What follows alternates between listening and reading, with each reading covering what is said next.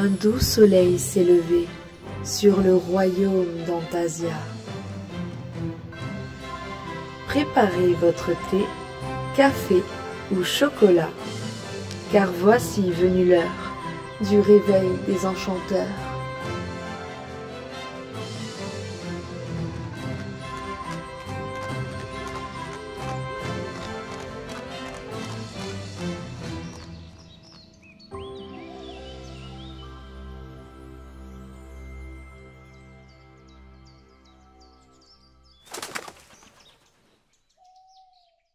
Mystère et magie, réveille l'enchanteur qui est en toi. Et oui, mes très chers enchanteurs, mystère et magie, réveille l'enchanteur qui est au fond de toi. Comment ça va, mes très chers enchanteurs, en ce dimanche matin, le 5 octobre, et pas des moindres. Donc, bienvenue à toutes et à tous pour cette très jolie émission. Le réveil des enchanteurs. Il y a déjà du monde sur le chat, ça papote, ça fait super plaisir. On va faire plein de gros bisous. Mais avant cela, on va déjà vous expliquer un petit peu ce que vous allez retrouver ce matin.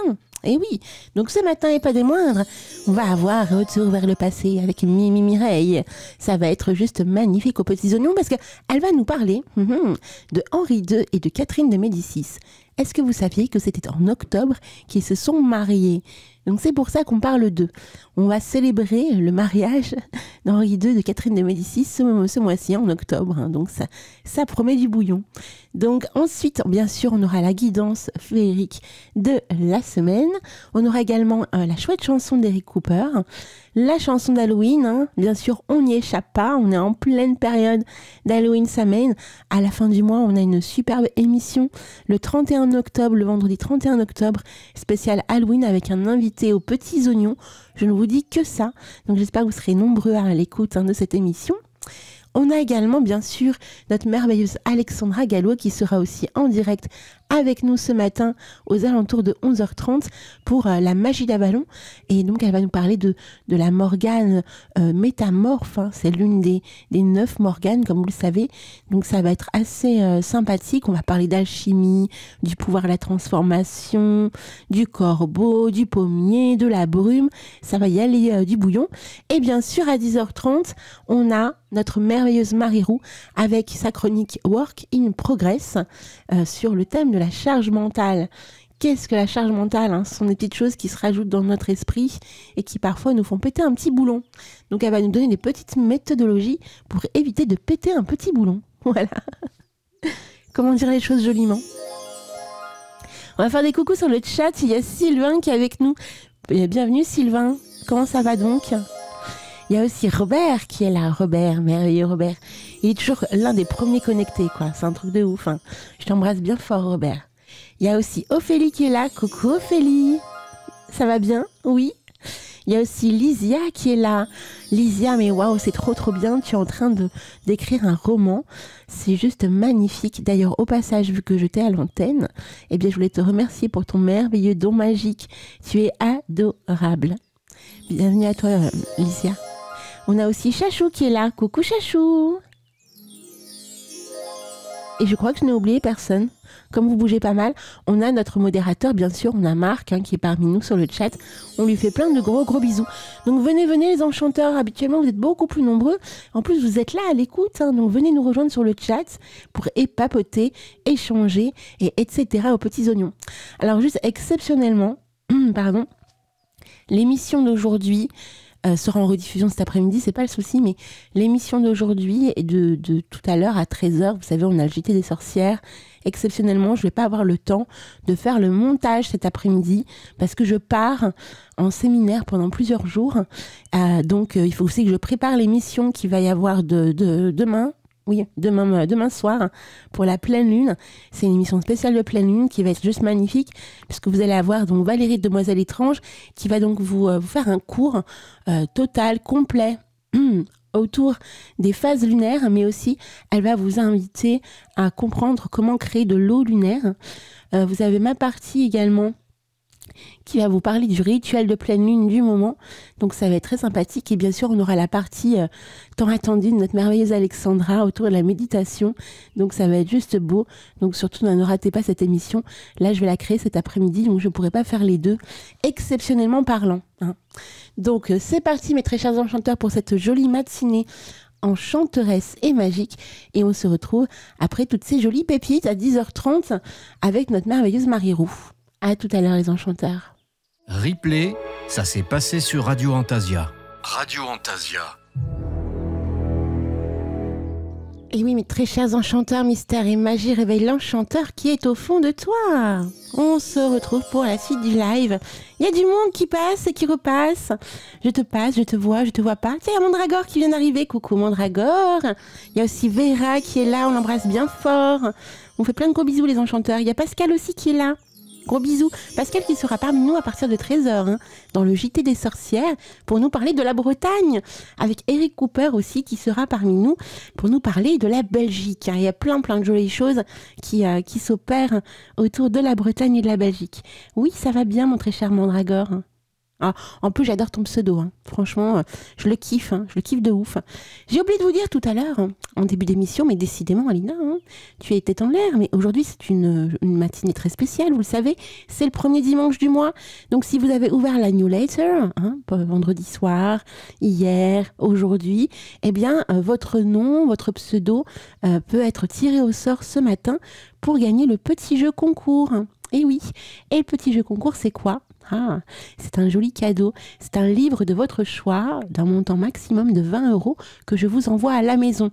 Donc si votre nom est tiré au sort, merveilleux, félicitations.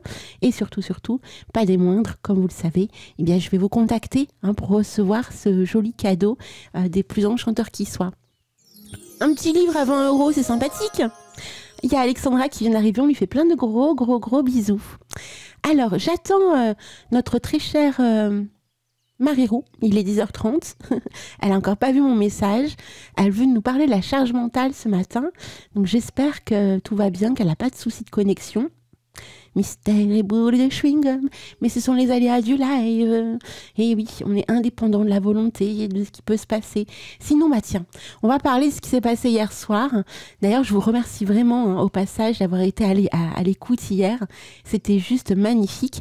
On a eu Mima, on a eu aussi un super enchanteur aussi qui a découvert la radio récemment, justement grâce à Iris, qui était notre invité hier.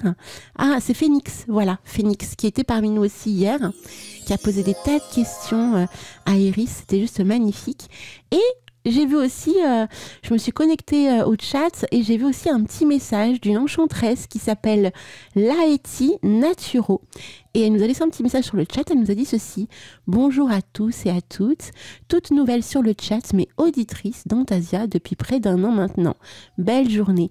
Donc je voulais te dire, Laeti Naturo, que j'avais bien vu ton petit message et que je voulais te remercier au passage. Donc si tu écoutes l'émission de ce matin, pas de souci, tu peux venir te connecter, papoter avec nous.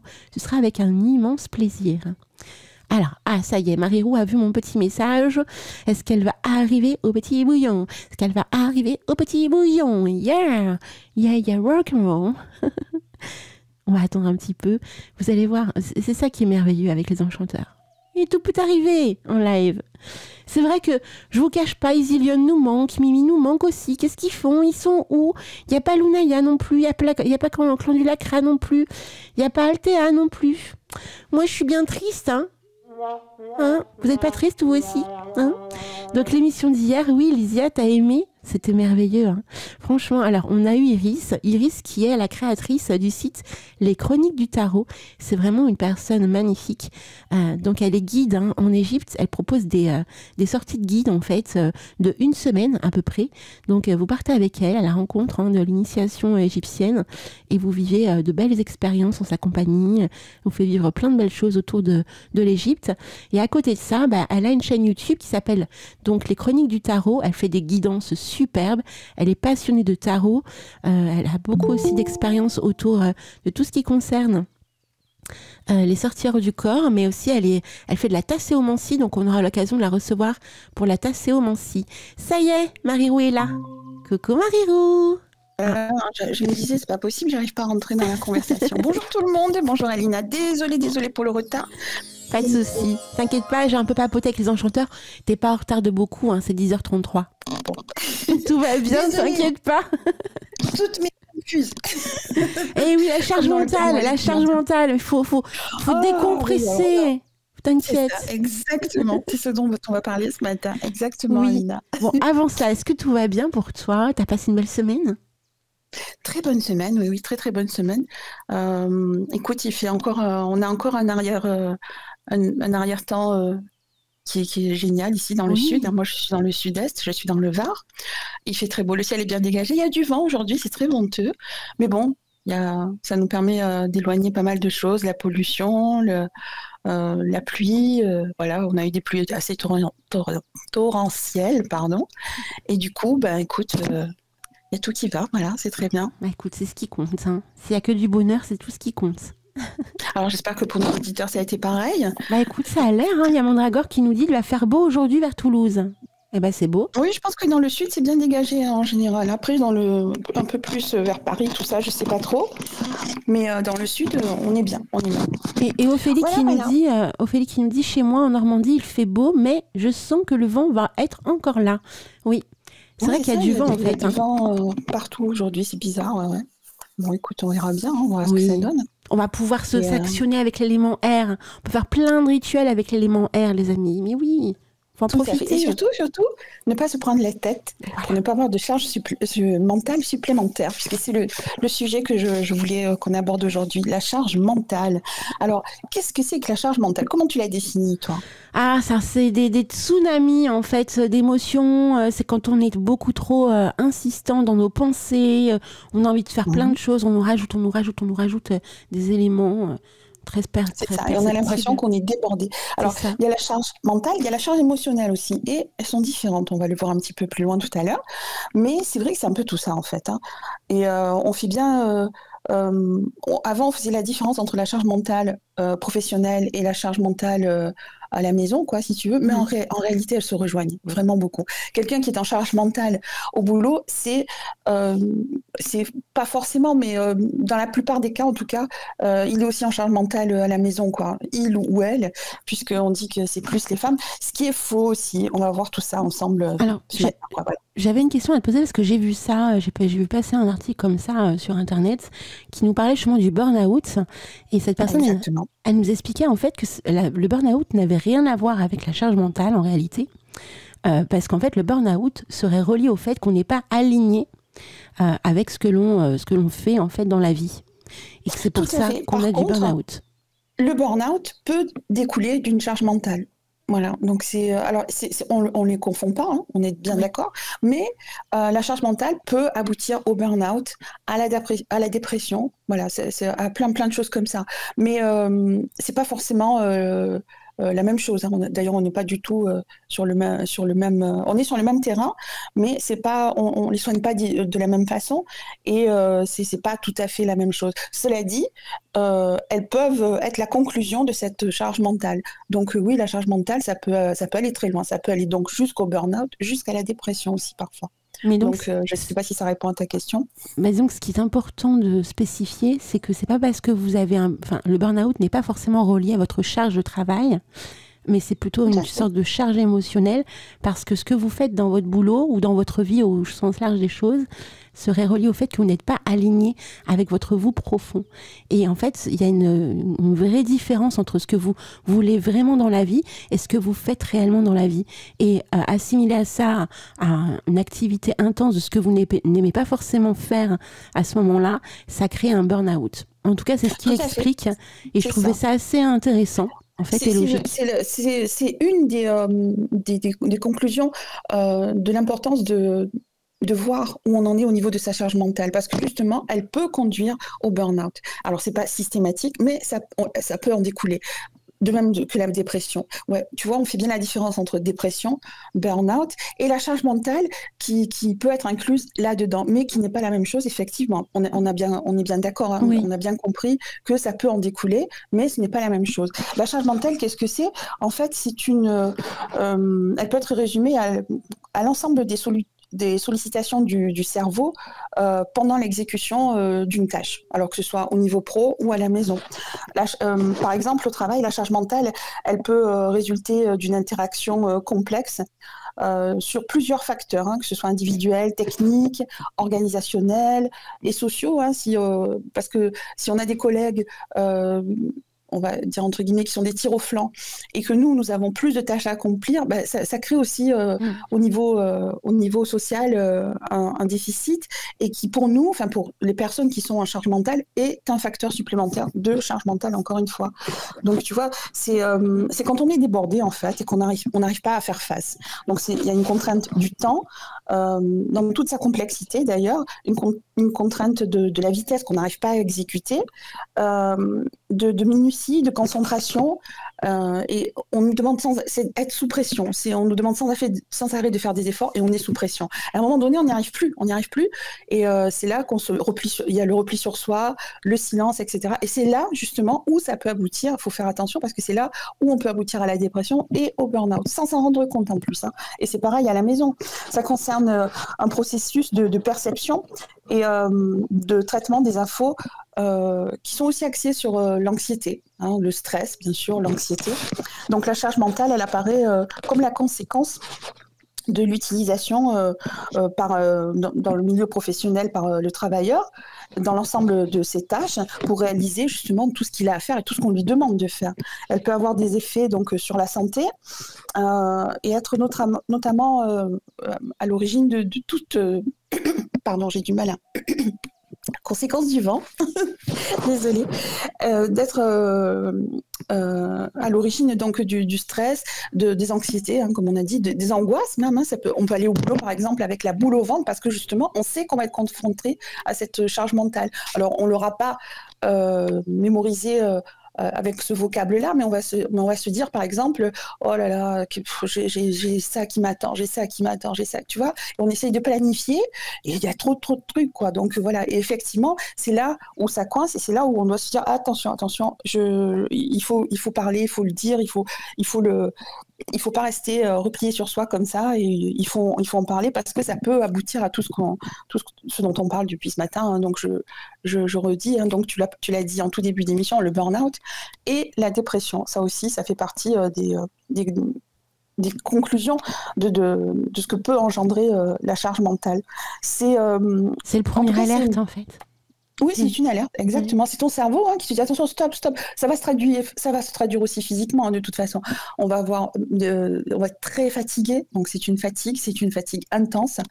On va être on peut avoir des douleurs physiques aussi, au ventre, tu vois, au ventre. La boule au ventre, c'est ce qu'on disait exactement, la boule au ventre, donc au ventre. On va le ressentir dans son corps, dans sa chair. Au niveau du dos, tu sais, il y a une expression qui dit j'en ai plein le dos, et parfois donc t'as mal au dos, t'es bloqué du dos, mais c'est vrai. Ton corps, en fait, c'est une machine extraordinaire. Le corps, à un moment donné, oui, il faut l'écouter. Il faut être à l'écoute de son corps, parce qu'à un moment donné, de toute façon, quand le corps il n'en pourra plus, tu vas avoir par exemple un mal de dos qui va te bloquer, mais tu vas être vraiment bloqué, tu vas être obligé de t'allonger et de plus rien faire, et tu seras en arrêt maladie de toute façon, et tu ne pourras plus rien faire, parce que ton corps veut du repos, et ton cerveau aussi. Et comme tout est connecté avec le cerveau, forcément c'est lui qui décide. Donc c'est des alertes, il faut être à l'écoute de ces alertes-là. Alors, je ne sais pas si tu le sais, il existe une échelle, ça je ne le savais pas non plus, il existe une échelle qui évalue les 4 niveaux de charge mentale. Elles vont de 1 à 1,15. C'est comme ça que le médecin va déterminer, enfin en général c'est comme ça qu'il devrait le déterminer, au niveau à quel niveau tu es situé dans la charge mentale. Donc allant de 1 à 1,15, c'est très précis. De 1 c'est faible. Tu as une faible charge mentale. Et quand on est à un très haut niveau, on a 1,15, ça s'appelle que c'est comme ça, c'est notifié comme ça. Et là, tu es en forte charge mentale. Et c'est là où il te faut de l'aide. Donc au niveau, comment on peut faire? Au niveau de l'aide, la première chose, c'est d'aller voir un médecin, effectivement. Et après, c'est très très difficile aussi pour le médecin de voir, justement, tu parlais de burn-out, on parlait de dépression tout à l'heure aussi. C'est très difficile à déceler. Mais si on va avoir des vrais professionnels, donc le médecin, il va te conseiller d'aller voir peut-être un psy, etc. Et c'est eux qui vont voir où tu en es au niveau de cette charge mentale. Ils vont te poser des vraies questions, des questions de fond. Tu vas devoir parler justement de tes émotions aussi, de ton stress, de ton angoisse, de ton anxiété, de cette impression de ne plus pouvoir faire face. Et c'est eux qui vont décider de ça. Donc après, il y a un arrêt maladie. Et la charge mentale qui frôle le burn-out, où on est à la frontière du burn-out comme ça, il faut savoir que pour une entreprise, ils ont pas le droit de s'insérer dans l'arrêt maladie s'il dure 6 mois, parce que le médecin a décidé que tu étais vraiment en burn-out, en charge mentale, voilà. Ils n'ont pas le droit de s'insérer dans ça, c'est-à-dire ils vont pas t'embêter du tout, hein. Donc si c'est prolongé, c'est prolongé. C'est quelque chose qui est très très pris au sérieux dans les entreprises aujourd'hui, hein. Voilà. Donc et c'est malheureux parce que dans les entreprises c'est très pris au sérieux, et quand c'est dans le foyer, bizarrement, c'est moins pris au sérieux. C'est bizarre, hein, mais je ne sais pas pourquoi c'est comme ça. C'est moins pris au sérieux. Et quand c'est des étudiants ou des lycéens ou des collégiens même, hein, qui ont des charges mentales très très importantes comme ça, c'est moins pris au sérieux aussi. Alors ça, je ne sais pas pourquoi c'est comme ça. Je ne sais pas quel est ton sentiment là-dessus, mais je trouve ça très très injuste pour quelqu'un qui est en charge mentale énorme à la maison, ou un étudiant qui se met la pression comme ça aussi. Et qu'est-ce que tu en penses? Disons que si déjà jeune, tu te mets la pression comme ça promet pour la suite. Tu savais combien il y en a beaucoup. On est dans un monde où on est très, très triste, sollicité. Oui, et il y en a beaucoup. Moi, j'ai un ado à la maison, et il me disait justement que je lui posais la question quand j'ai préparé l'émission, et il me disait qu'il a des amis dans son lycée, il est au lycée, et il me disait qu'il a des amis, il y en a 2 particulièrement, qui ont fait un burn-out. Waouh! Parce que justement, tellement happé par le fait de vouloir réussir, de vouloir faire plaisir. Dans la charge mentale aussi, il y a un profil particulier quand même des personnes qui ont des charges mentales qui n'arrivent pas à surmonter, c'est le perfectionnisme. Oui. C'est ceux qui veulent tout faire, hein, et ne rien déléguer. Et donc, bien sûr, on va penser à la maman à la maison. Et c'est pour ça qu'on disait que les femmes avaient plus de charge mentale que les hommes, ce qui est pas faux, hein, quand tu as ton boulot, tu rentres à la maison, tu t'occupes de la maison, les tâches ménagères, etc., qui sont pas forcément encore en 2025 partagées en 2, quoi, tu vois. Donc, et puis après, tu as des mamans qui sont solo aussi avec les enfants. Donc, voilà. Donc, tu as la charge mentale aussi de la maison. Parfois, en plus, vient s'ajouter à ça des problèmes aussi avec... par exemple, tu peux t'occuper des enfants, tu peux t'occuper de tes parents qui sont aussi vieillissants, par exemple, tu vois. Donc ça aussi, ça fait une charge mentale supplémentaire. Si tu as des problèmes de voisinage, ça vient s'ajouter à ça. Et l'enfant, là-dedans, l'adolescent, il le vit au foyer. Et puis en plus, lui, il a la pression scolaire. Donc voilà, donc tu vois, c'est ça qui est... Et bizarrement, alors ces 2 trucs-là, au foyer et... pendant tes études, hein, quand que tu sois lycéen, collégien ou étudiant, c'est moins pris au sérieux. Et pourtant, je trouve que c'est tout aussi important, tu vois. Donc, il y a un autre truc aussi qui a mis vraiment en relief ça, et où les médecins sont en alerte par rapport à ça, c'est la crise sanitaire pendant la pandémie. Je ne sais pas si tu te souviens de tous ces trucs. Ça angoissait beaucoup les gens. Donc voilà. Ça rajoutait une charge. En plus, travailler à la maison pour certains, avec la famille autour, pas facile. Ouais. Tout à fait. Donc, tu vois, la charge mentale, elle se définit vraiment comme un ensemble de pensées qui saturent le cerveau d'une personne et qui se sont investies. Tu vois, c'est pour ça que je dis c'est pas un profil type, mais quand même, c'est une personne qui se sent investie de devoir organiser, coordonner, gérer, planifier un certain nombre d'actions ou de prestations pour elle ou pour ses proches, tout simplement, pour ses collègues, pour sa hiérarchie, dans la sphère personnelle et dans la sphère professionnelle, tu vois. Et cette situation, elle va trouver son origine dans la quantité et la diversité des sollicitudes qui pèsent sur elle tout au long de la journée. Donc, elle est constamment sous pression, en fait. En tension, constamment. C'est l'obligation de devoir gérer simultanément, par exemple, et dans des délais assez brefs, d'ailleurs. On te dit souvent, mais dépêche-toi, tu vois. Déjà, ça commence même, j'en reviens au foyer, à la maison, ça commence avec les enfants, dès qu'ils vont à l'école, tout petits, dépêche-toi. Mais aussi, on leur met la pression, hein, même en tant que parent. Hein. Allez, dépêche-toi de mettre tes chaussures, dépêche-toi de faire ci, dépêche-toi. Ce mot, dépêche-toi, en fait, ça met une pression de dingue. Et ça, tu l'entends partout aujourd'hui. On vit dans un monde très stressant, comme ça, où il faut toujours aller vite. Il faut que tu cours pour attraper ton bus, il faut que tu... Voilà, ou alors il faut que tu prévois dans ta tête de te lever plus tôt parce que tu te dis que justement, tu n'as pas intérêt à rater ton horaire, etc., etc. Tu vois ce que je veux dire? Oui, oui, tout à fait.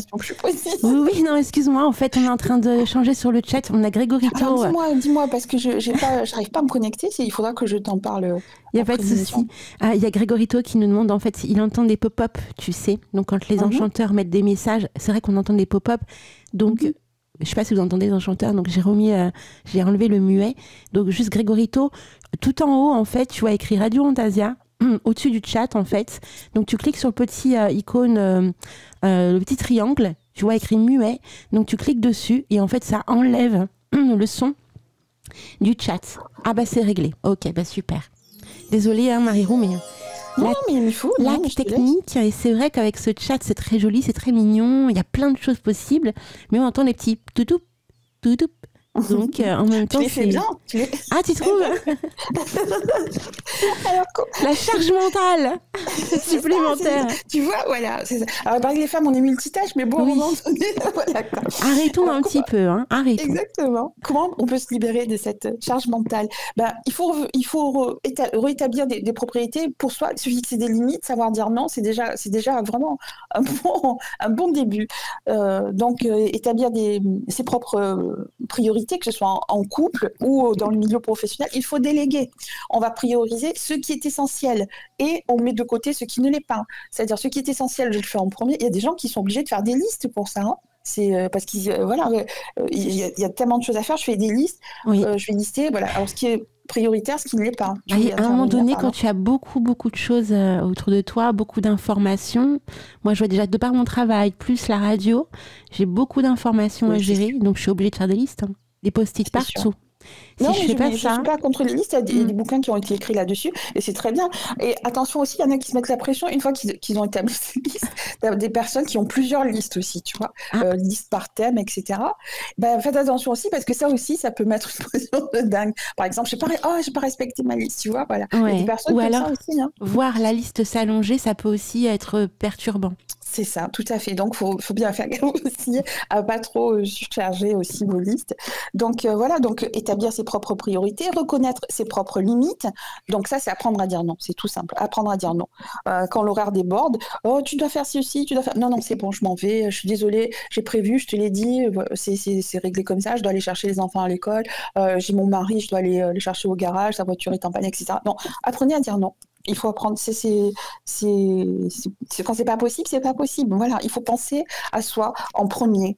Parce que, je vais vous dire quelque chose, personne ne ressentira ce que vous ressentez dans votre cœur, dans votre corps, dans votre tête. Personne n'est à votre place. Ni vos enfants, ni vos parents, même un proche, ni votre mari, non, personne. Donc, le seul qui pourra s'en sortir, c'est toi-même, en fait. Hein. Donc, voilà, à un moment donné, c'est prendre vraiment soin de soi, parce que personne n'est à sa place, même si on te dit « Oh, je te soutiens, je suis là ». Mais bien sûr, c'est vrai, quelqu'un qui vous aime, bien sûr, il est là, elle est là, c'est important. Mais en fait, personne n'est à votre place non plus. Donc, et puis, certains dégagent la responsabilité d'une chose sur toi aussi. Il se passe quelque chose, la personne t'explique nanana, mais en même temps, lui ou elle se remet pas en cause en se disant « Et j'aurais peut-être dû, je sais pas, en parler plus tôt, tu vois, plutôt que de mettre la pression en disant fais ceci, fais cela maintenant, tu vois. Ou pourquoi tu m'as pas averti de ceci ou de cela, tu vois. Donc ça te met une charge supplémentaire émotionnelle. Tu te dis mais pourquoi moi, nanana. Et puis c'est bien pour ça que je dis pensez à vous en premier. C'est penser à vous en premier. Même si c'est quelqu'un qu'on aime, etc. Non, il faut savoir dire non. Même à ses enfants.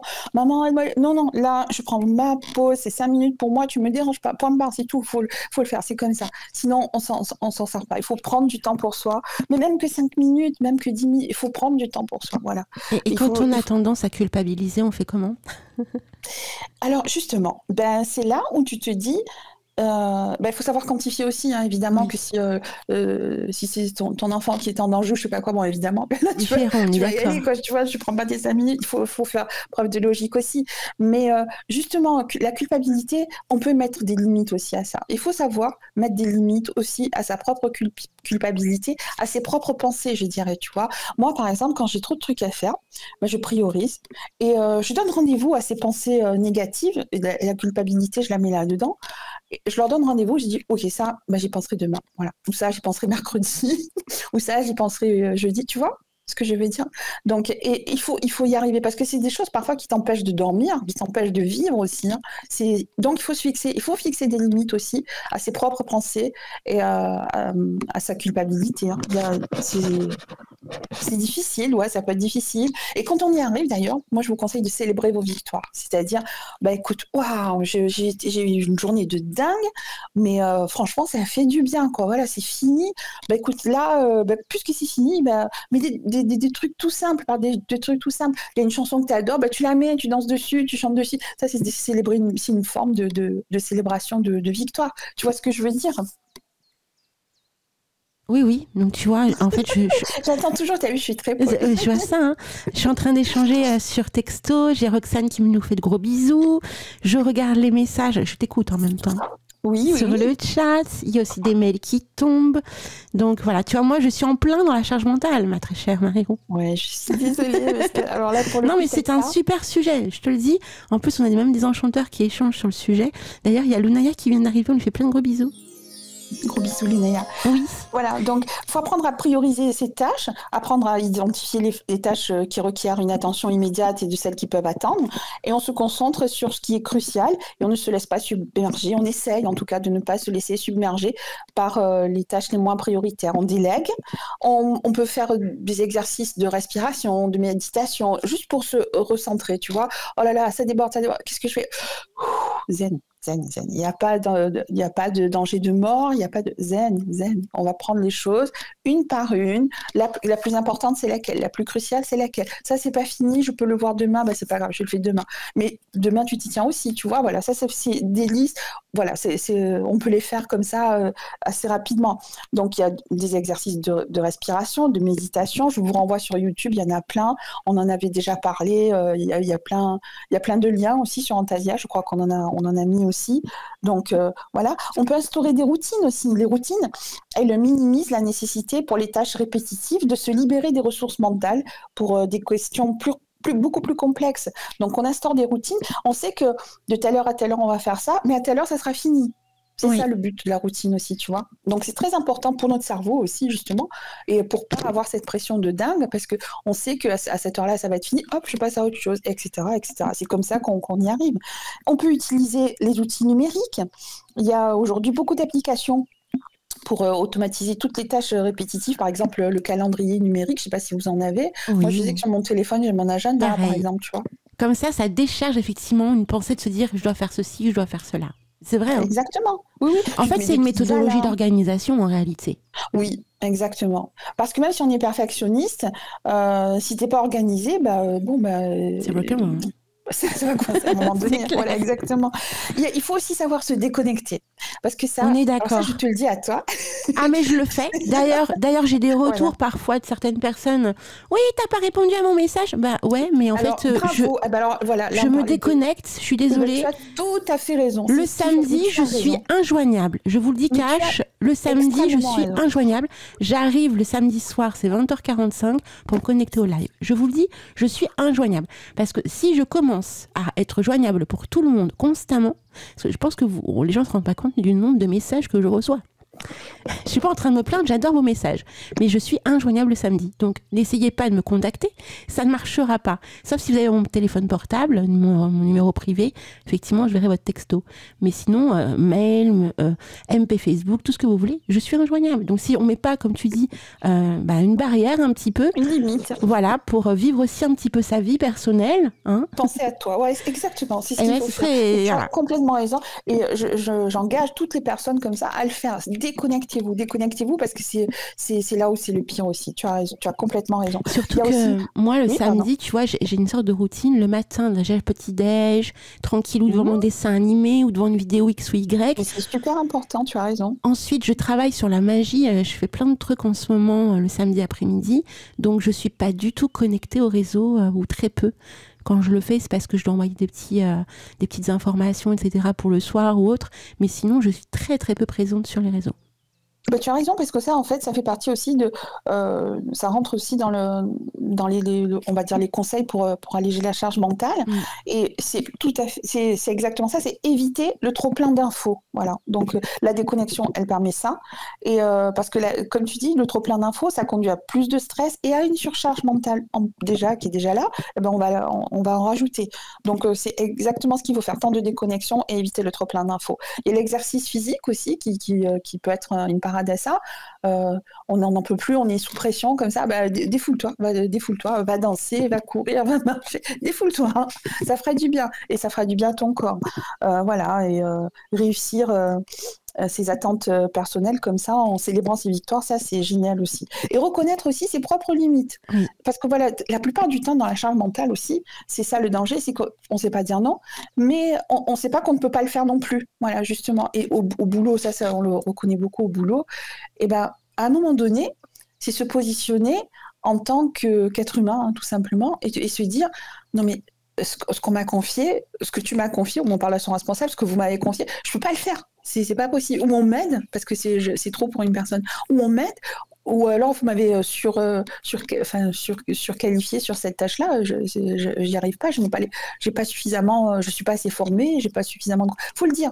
Et ça, c'est reconnaître ses propres limites aussi. Avec des atteintes. C'est se respecter quelque part aussi, tu vois, imposer un rythme.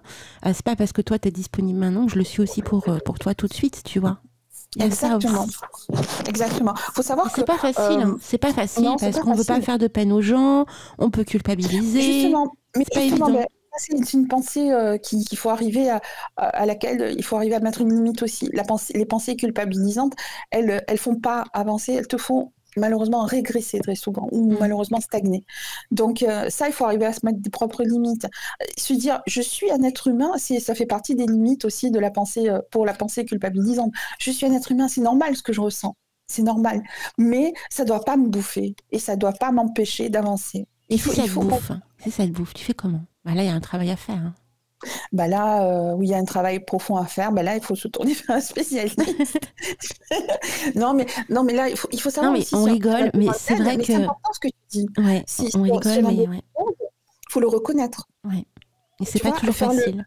Faire la démarche d'aller voir un spécialiste, c'est reconnaître que tu n'y arrives plus, quoi. Donc, il faut que quelqu'un t'aide. Oui. Tu vois ? Moi, je me demande comment font les gens qui arrivent à gérer différentes choses en même temps, quoi. Je me demande comment ils font. Parce qu'à un moment donné, c'est clair, il y aura burn-out. Si on ne prend pas un minimum de temps pour soi, déjà, on a le droit de penser à soi. On a le droit de vouloir ne pas répondre. On a le droit de vouloir procrastiner. On a le droit, moi je suis quelqu'un d'hyper rêveuse, j'adore passer des heures dans mon jardin à regarder le ciel avec les nuages. Tu vois ? Mais oui, mais ça, je le fais de moins en moins. Voilà. Il faut le faire. Et les enfants le font naturellement. Hein, ouais. Voilà. Et quand on quitte le monde de l'enfance, on ne le fait plus parce que justement, tu commences à rentrer dans le monde adulte. Et le monde adulte, c'est on ne considère plus tes émotions, on ne considère plus ce que tu ressens. Oui, stop, à un moment donné, mettez vos limites. Et ce qui est culpabilisant, et voilà, mettez une limite à ça aussi. C'est non, je suis un être humain, j'ai le droit de ressentir ça, mais il ne faut pas que ça m'affecte, il ne faut pas que ça m'empêche d'avancer. Et si ça te bouffe, si c'est trop important, il faut reconnaître sa propre limite et à ce moment-là, se dire je suis en détresse, peut-être que je devrais en parler à mon médecin qui lui me dirigera, voilà, pour qu'on m'aide. Il faut le faire. Il y a des tas de psys qui sont formés là-dedans aujourd'hui et c'est très important. Ils sont là pour nous aider, donc il ne faut pas hésiter. Hein. C'est reconnu par l'entreprise aussi. Hein, si ça procède du niveau professionnel, un médecin, la médecine du travail, enfin je veux dire ça existe. Hein, c'est l'Assemblée nationale. Oui, mais tu sais en même temps, Marie-Roux, admettre ça, que ce soit au travail ou même autre part, ça admettre aussi que tu as une faille, tu as une certaine fragilité. Mais c'est bien pour ça que je dis, il faut se reconnaître en tant qu'être humain. Mais c'est pas évident. Il n'est pas parfait. c'est sûr, mais c'est pas évident en même temps de montrer à son employeur qu'on a une fragilité. C'est sûr. Qu'on sait qu'au travail, voilà, c'est... Mais il faut savoir se protéger, il faut être conscient de ça. Et c'est sûr que c'est pas évident dans une entreprise, quelle qu'elle soit.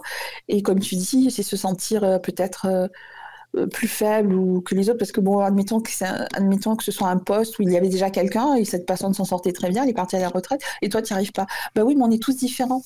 Donc toi tu n'y arrives peut-être pas, mais tu arriveras à faire d'autres trucs aussi. Voilà. On est des êtres humains et on a nos propres failles, comme tu le dis, on a notre propre singularité et ça c'est le reconnaître aussi, hein, c'est le reconnaître aussi. Et tu peux aller voir ton médecin. Peut-être c'est pas nécessaire. Tu te feras peut-être pas arrêter. Je veux dire, il y aura que quelques séances, voilà, avec le psy qui vont t'aider, voilà. Et ça peut se faire aussi sans que tu en parles à ton employeur. Hein. Bah oui. Mais par contre, c'est important que toi tu le reconnaisses. Voilà, c'est important. Tu fais déjà une première étape, va-t-on dire. Exactement. Il faut savoir que le Larousse, dans la charge mentale, il donne cette définition-là. Un poids psychique qui pèse plus particulièrement sur les femmes. Ah, je sais pas ce que tu touches. Alors, c'est pas moi. C'est très bizarre, c'est pas moi. Je pensais que c'était toi. Tu vois, pas du tout. Ah. Je sais pas ce que c'est. Ah, mais rock'n'roll, les amis. Alors là, il y a des fantômes dans le studio. Non, je rigole pas là. Non, parce que je touche à rien. Hein. Ben moi non plus, donc je pensais que c'était toi. Pas du tout. Bon, c'est pas grave. Oui, tu disais, pardon. Donc oui, le Larousse, il dit que la charge mentale, elle pèse plus particulièrement sur les femmes, avec la gestion des tâches domestiques et éducatives, engendrant une fatigue physique et physique. Selon l'INSEE, les femmes, alors je te donne des chiffres, hein, les femmes effectuent 71% des tâches ménagères et 65% des tâches parentale. Le reste, c'est papa qui le fait, enfin le monsieur, le mari. Et ça, c'est encore plus... ces chiffres-là, ils étaient encore plus importants pendant la pandémie avec les confinements. 83% des femmes vivant avec des enfants leur consacrent plus de 4 heures par jour. Je pense que même... Le week-end, c'est beaucoup plus que 4 heures. Hein. Alors, il paraît que ce serait donc 83% des femmes et donc le reste, ce serait les hommes. Quoi. Donc, ça ne fait pas beaucoup. L'écart, il est encore considérable. Donc, on dirait que c'est une différenciation qui est encore genrée. Mais bon, j'aime pas trop parler de ça, mais je sais pas, parce qu'il y a quand même des femmes qui vivent seules aussi, donc il n'y a pas des mamans solo. Donc ça rentre pas dans les statistiques. C'est bizarre aussi, hein, ça. Oui. Voilà. Alors, je suis désolée, Marie-Roux, mais c'est 11h05. On va devoir laisser l'antenne, parce qu'on a aussi la chronique de Mimi qui va passer. Est-ce que je peux donner juste une indication pour un petit livre bien pour sûr. faire le tour de ça? Il y a un livre qui est étonnant, c'est vraiment étonnant. C'est diminuer sa charge mentale avec l'intelligence artificielle. Comment ChatGPT peut vous aider au quotidien. C'est écrit par Noah Perrin. Voilà, et dans ce livre, on va découvrir comment l'IA, elle peut nous simplifier la vie, organiser les tâches pour nous, prendre des meilleures décisions et gérer notre stress. Voilà, à la limite, ChatGPT, c'est le nouveau psy, tu vois. Donc, alors, ça s'appelle « Diminuer sa charge mentale avec l'intelligence artificielle ». C'est écrit par Noah Perrin. Voilà, c'était juste ça pour conclure. Wow. Alors, on a les enchanteurs qui te remercient pour la chronique, notamment Julia. Julia qui dit merci Marie-Roux avec un petit cœur, trop mignon, un petit bisou. Oh, c'est trop mignon. merci à vous tous. Si tu veux aller sur le chat, déconnectez-vous après. Alors, pas tout de suite, parce que sur Radio Antasia, on continue, voilà.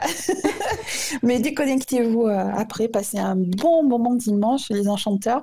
Gros bisous à tout le monde, et gros bisous à toi, Elina. Merci beaucoup, Marie-Roux. Et au mois prochain. Alors, mes très chers enchanteurs, donc on va se laisser pour une petite pause musicale. Marie-Roux a choisi un magnifique morceau, K-pop Diamond Hunters, Golden. Donc on va l'écouter. Ensuite, il y aura la chronique de Mimi Mireille, retour vers le passé. Et d'ailleurs, c'est pas anodin, si vous voyez le pseudo de Mimi sur le chat, il y a une date, le 27-10. Vous comprendrez tout à l'heure pourquoi il y a écrit 27-10. Je suppose que c'est pour ça, Mimi. Je dis ça, je dis rien. Allez, à tout à l'heure, les enchanteurs. Replay, ça s'est passé sur Radio Antasia. Radio Antasia.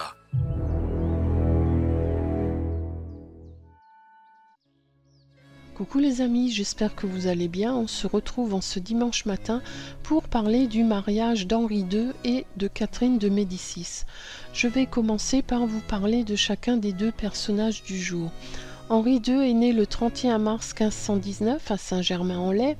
De l'âge de 7 ans à 10 ans, il est otage de Charles Quint avec son frère aîné François. Autant dire qu'il en sera marqué à jamais. Une jeune femme de 20 ans, son aînée, est chargée de son éducation. Cette jeune femme n'est autre que Diane de Poitiers. Elle est très belle. Le jeune Henri l'aperçoit comme une déesse. Elle est veuve. Depuis 1531, elle devient la maîtresse de son élève. Henri est un véritable athlète. Au saut en longueur, il peut sauter jusqu'à 7 mètres. Il aime les jeux violents, les combats, mais il manque de spontanéité. Dans cette cour en pleine effervescence et en pleine renaissance, il est initié à l'humanisme. Par contre, il se tient mal à table et fait des bruits en mangeant, sûrement un des restes de sa captivité. Il lit beaucoup, notamment les romans de chevalerie. Il s'auto-initie à l'amour courtois. Il idéalise sa dame. On peut dire qu'Henri est tout en muscles et en même temps fleur bleue. Henri est le deuxième fils, donc il n'est pas amené à régner. Son père, François Ier, rêve toujours d'Italie. Son fils Henri est une autre façon de conquérir ce pays, en organisant son mariage. Mais il faut tout de même une légitimité et du sang royal pour cette future épouse. Son choix se porte sur Catherine de Médicis.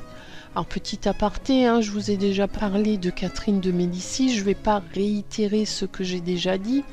Je pense qu'Alina vous dira comment réécouter cette biographie. Ce matin, je vais aborder ce personnage sous un autre angle. Cela dit, on pourrait parler d'elle pendant une saison entière et il y aura encore des choses à raconter. Alors, ce que je vais vous dire ce matin, c'est que dans son pays, Catherine est un joyau pour les Médicis encore vivants. Elle est le dernier enfant de cette famille de riches banquiers. Autrement dit, cet enfant, c'est l'argent. Le pouvoir viendra ensuite. Catherine est intelligente et obéissante.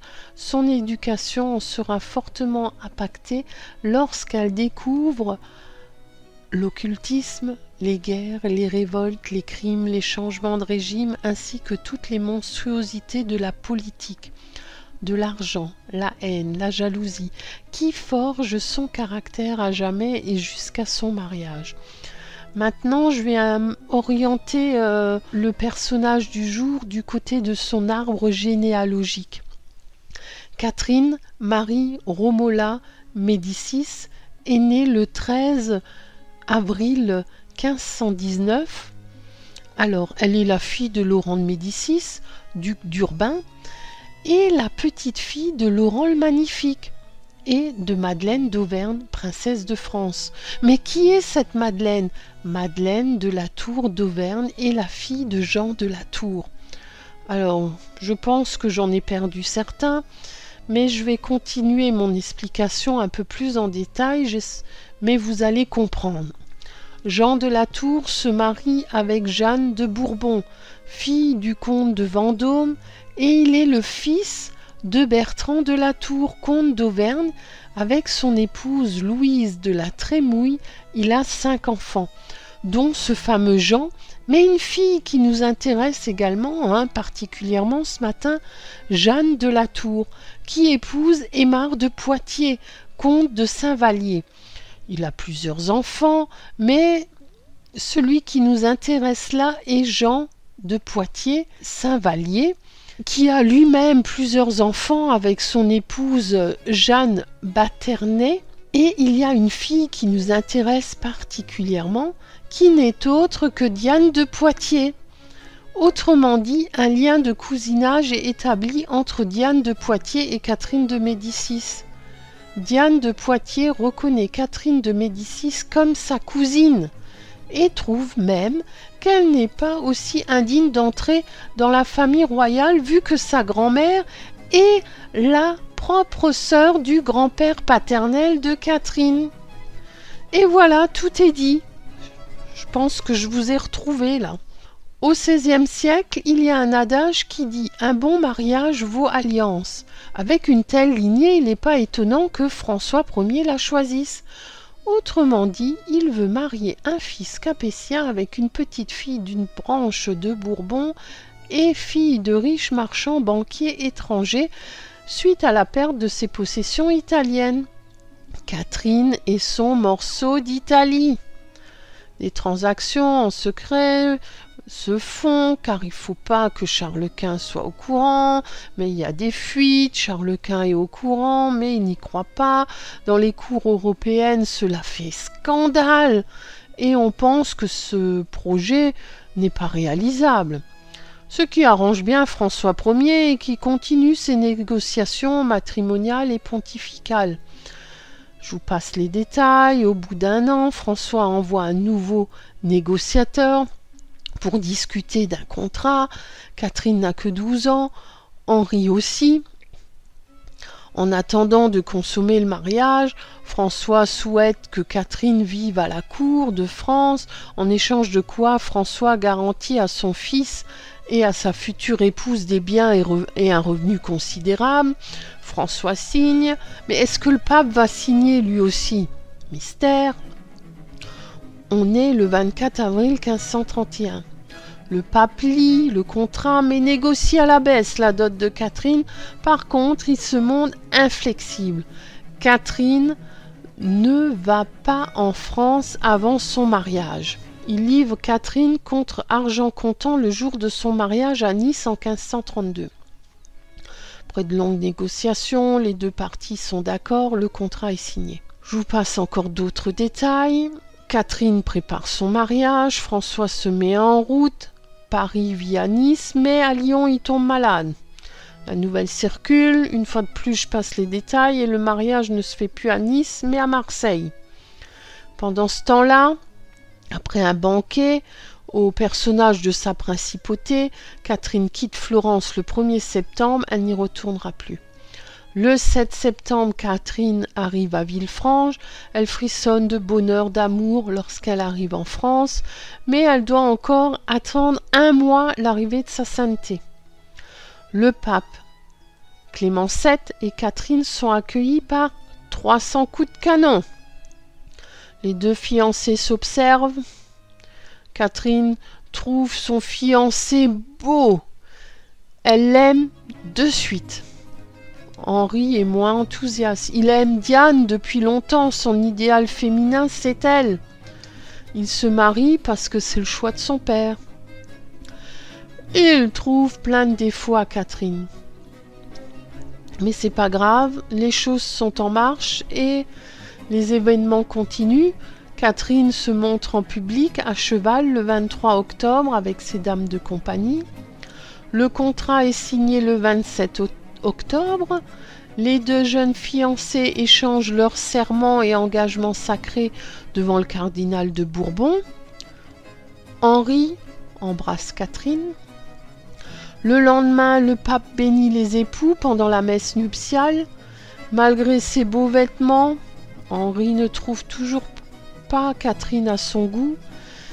Pour elle, elle n'est pas belle. Il la trouve trop maigre. Un autre banquet est donné, un ballet de masques italiens complète les réjouissances. Le roi est enchanté. Il est même plus gai que son fils. Puis vient le moment où les deux époux se retirent dans leur chambre nuptiale. François s'est vite rendu compte de la froideur de son fils et il fait éruption dans cette chambre pour encourager son fils. La réputation de la galanterie française est en jeu. Catherine est amoureuse et garde un souvenir impérissable, un amour unique et éternel pour Henri, sans espoir et sans retour. Le lendemain, le pape s'assure que le mariage a bien été consommé, du doigt et de l'œil, il faut vraiment être sûr. Il vérifie. Catherine est heureuse, amoureuse, comblée. Henri est égal à lui-même, mélancolique, taciturne. Pendant les 10 premières années de leur mariage, pas d'enfant. Sa stérilité est montrée du doigt. La famille royale l'apprécie beaucoup, ainsi que le roi, et ils ne leur en tiennent pas rigueur. Mais elle entend dans son dos qu'on parle de la répudier.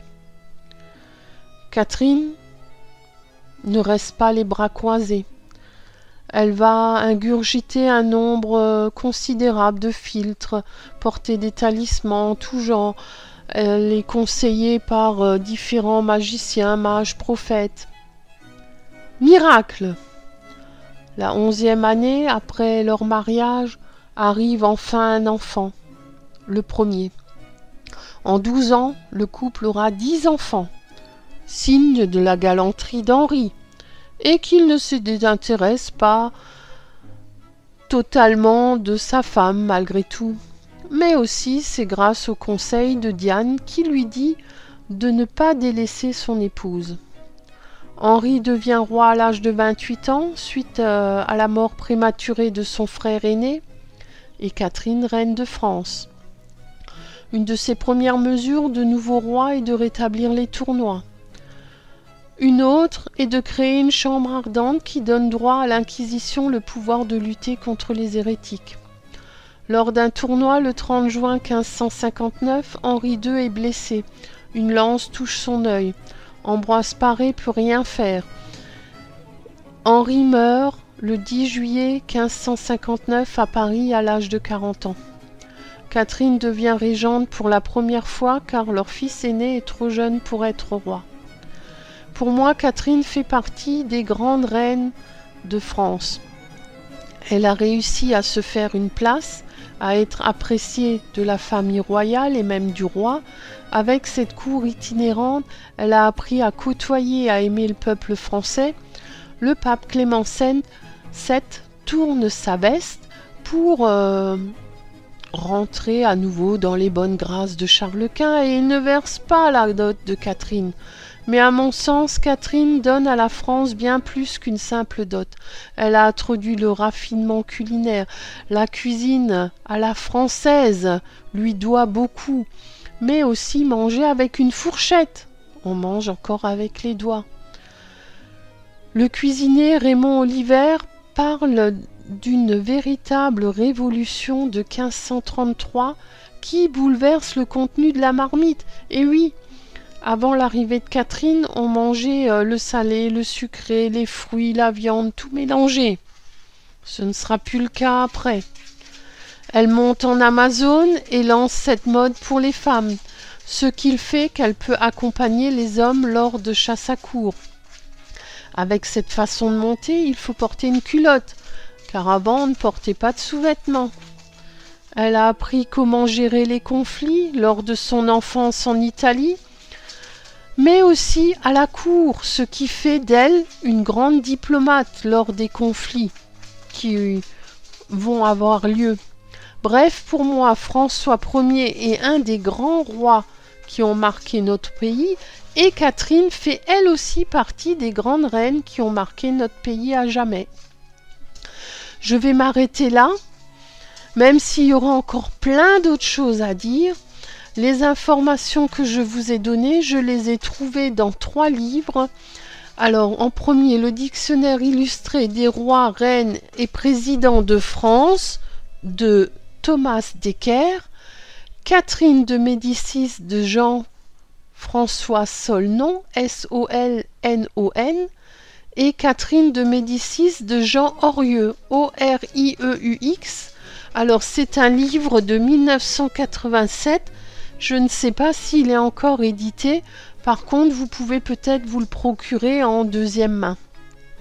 Je vous souhaite un agréable dimanche, une belle semaine. Prenez bien soin de vous et je vous dis au mois prochain avec un autre personnage historique. Replay, ça s'est passé sur Radio Antasia. Radio Antasia. Ouvre tes oreilles, ça swing dans le chaudron. J'adore, je kiffe cette chanson, je sais pas vous, mais moi, voilà, ça met aux petits oignons, ça fait que du bonheur et c'est juste magnifique. Je commence enfin à connaître par cœur ce jingle, mais c'est magnifique, Lysia, oui. Alors merci Mimi, vraiment, pour cette magnifique chronique. Alors quand je l'ai découverte, je peux vous dire, j'étais émerveillée. Mimi a fait un énorme travail autour de la recherche, parce que c'est vrai que c'est très spécifique. Je lui ai demandé en octobre de me parler de Henri II et Catherine de Médicis, et sur le moment on se dit mais pourquoi, mais qu'est-ce qui se passe? Parce qu'en fait c'est à ce moment-là que tout s'opère quelque part dans la vie de Catherine de Médicis. Elle épouse Henri II et elle devient une figure emblématique de France, notre Catherine. Donc, et comme on expliquait sur le chat, hélas, bien évidemment, on perçoit toujours le côté noir, sombre des gens, mais vous savez que dans chaque personne, il y a l'ombre et la lumière, dans quoi qu'on dise, quoi qu'on fasse, et ça fait du bien, voilà, de voir une autre perception de Catherine, qui était raide dingue de son roi, faut pas l'oublier, c'était une amoureuse transie d'Henri II, qui lui a préféré quand même Diane de Poitiers, Merci. Mais voyez, pour vous dire à quel point c'est passionnant, je trouve, de redécouvrir ou même de découvrir l'histoire de France. Là, il est 11h29, donc dans 11h30, pile poil. Et normalement, je suis avec Alexandra. Coucou Alina, coucou à tous les enchanteurs et enchanteresses de Radio Antasia. Waouh, ça va ma petite choupinette? Ça va bien, ça va bien. Oui, comme un dimanche matin? Oui, comme un dimanche matin venteux. Oui, venteux chez toi aussi, j'ai remarqué. Il y a du soleil partout, mais il y a beaucoup de vent. Exactement. L'élément air à foison. Et donc, ce matin, Magie d'Avalon, deuxième épisode, et pas des moindres. Ça y est, on entre dans l'initiation avec la découverte de la première Morgane, qui est la métamorphe, c'est bien ça? Exactement, oui. Là, on rentre dans le vif du sujet, si je puis dire. Donc, on va faire ce petit voyage toute cette année. Donc là, la première Morgane, et effectivement, pour reprendre ton expression, ma chère, et donc pas des moindres. J'ai des expressions, je vais te dire, ça n'arrête pas, ça pleut. Donc, effectivement, la métamorphe, je dirais presque la reine des Morganes, entre guillemets, même si c'est pas vraiment un statut... de mieux ou moins bien, encore une fois, mais voilà, c'est un petit peu celle qui les rassemble toutes, c'est un peu la grande sœur, quoi, voilà, on va dire ça comme ça. Donc aujourd'hui, je vais vous parler un petit peu de cette fameuse Morgane, donc il y a tous ces différents symbolismes qui lui sont associés, comment on va pouvoir travailler avec elle, ce qu'elle nous enseigne. Je vous ai prévu aussi des petits bonus de préparation de rituels et de méditation à pouvoir faire. Donc voilà, donc vous allez voir, ça va être au top. Ça va être que du bonheur, mais c'est magnifique. Alors écoute, il y a du monde sur le chat, il y a Agnieszka qui te fait coucou. Il y a invité 1815. Alors je sais pas qui c'est invité 1815, on lui fait de gros bisous aussi, t'embrasse, tout le monde t'embrasse. Ah bah écoutez, ravie d'avoir tout ce petit monde et du coup je vais tout de suite vous plonger dans cette magie d'Avalon. Donc d'abord un petit disclaimer comme on dit pour donc tout notre voyage qu'on va faire cette année avec les 9 Morganes. Donc comme j'avais partagé dans le premier épisode, il y a peu d'écrits bien évidemment sur les 9 Morganes, il y a plusieurs visions en fait dans les différentes personnes qui en parlent. Donc là, effectivement, la vision que je vais vous présenter au travers de ces épisodes, c'est un petit peu un mix entre différents écrits, donc notamment de Katie Jones, qui a recréé tout le temple d'Avalon à Glastonbury, de Jenna Tillandrew, qui est aussi une référence dans le milieu au niveau plus nord-américain, et également avec aussi tout le côté le mix entre les Morganes et les facettes des différents visages de la déesse Morrigan, donc déesse irlandaise, qu'on connaît aussi pour ce côté métamorphe. Donc ça va être un petit peu mon interprétation personnelle, mon expérience personnelle que je vais vous partager, basée sur effectivement différentes références que j'ai combinées entre elles pour justement avoir ce travail de développement personnel, parce qu'au final, vous savez qu'avec moi, on en revient toujours à comment on travaille avec elle. Et oui, et puis, du coup, quand on parle de métamorphose, généralement aussi, on parle d'alchimie, donc... Exactement. Donc effectivement, voilà, on va le voir tout au long de cette saison, mais donc chaque Morgane possède justement son propre talent, son propre domaine de magie. Et donc comme tu l'as très bien dit, effectivement, la métamorphe a pour domaine de magie donc l'alchimie, le pouvoir de la transformation. Donc métamorphe, c'est effectivement le terme francisé de shapeshifter, donc qui est vraiment l'équivalent qu'on peut trouver au plus proche. Et en fait, donc dans ces 9 sœurs, nous allons voir, la métamorphe, comme je disais, c'est un petit peu la grande sœur. C'est celle qui montre la voie de tous les possibles. En fait, c'est celle qui est capable de pouvoir incarner tous les visages de ses sœurs et celle qui va vraiment nous montrer cette force du changement, cette force de tous ces différents visages. Donc souvent, voilà, on associe le côté avoir plusieurs visages comme quelque chose de négatif, mais en fait, pas forcément. C'est-à-dire qu'encore une fois, c'est toujours l'intention qui est derrière. Et là, c'est comment, effectivement, je peux changer, m'adapter, me transformer au gré de ce qui est nécessaire pour moi dans mon environnement. Donc, elle va vraiment nous inviter à ce travail-là, tout en nous montrant également ce chemin d'identifier certains masques que l'on porte. Parce qu'il faut faire une différence entre les différentes facettes que l'on peut présenter au monde pour différentes situations, pour différentes problématiques, et également les masques que l'on porte. Et là, on est dans justement le côté plus sombre, en fait, ou du moins le côté qui est vraiment à travailler. La facette va être le côté qu'on va devoir justement déployer le plus possible et justement bien maîtriser pour pouvoir les présenter au monde. Le masque, c'est l'indication qu'il y a un déséquilibre quelque part, et c'est sur ça, effectivement, qu'on va travailler grâce à la métamorphe. Donc, cette Morgane, effectivement, donc si on place ça dans la tradition d'Avalon, Katie Jones l'associe en fait à Morgane la Fée, tout simplement. Hein, donc, comme je disais, la grande sœur, la reine des lieux, qui est donc effectivement dans sa vision aussi de Katie Jones, la dame du lac, la dame d'Avalon, hein, qui du coup va être celle qui est au centre de tout et, comme je disais, qui peut adopter justement les visages de ses 8 autres sœurs.